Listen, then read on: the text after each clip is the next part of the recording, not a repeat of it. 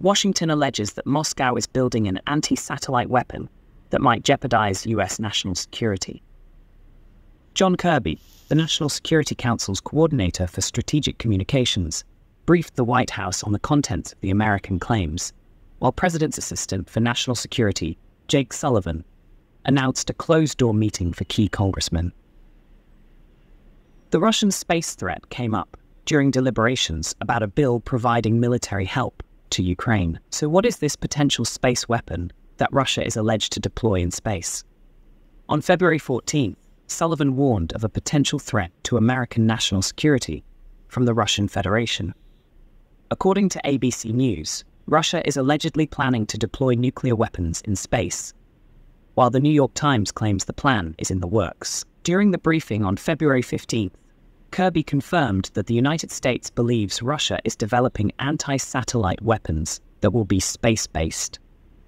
He clarified, "This is not an operational system that has been deployed, although Russia's desire to obtain such a system is concerning." Kirby added, "We are not talking about weapons that can be used to attack people or cause physical destruction on Earth." At the same time, Kirby did not provide any details, as he is limited in what he can disclose about the nature of this threat. Nevertheless, in Washington, it is believed that Moscow's alleged plans would constitute a violation of the space treaty. Those who were at the following briefing at the Pentagon thought the statements were funny.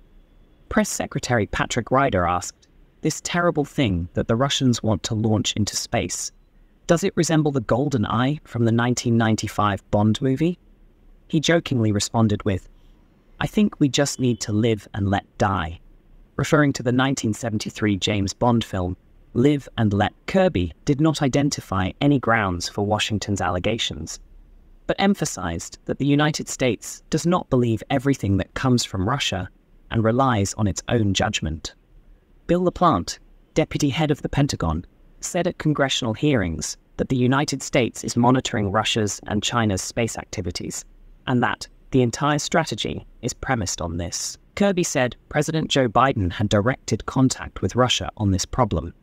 Kirby said, "We have reached out to the Russian side, but at this stage, we have not agreed to actual negotiation." Following this, the Pentagon declined to say whether contacts between Russia and the United States at the level of defense ministers were scheduled.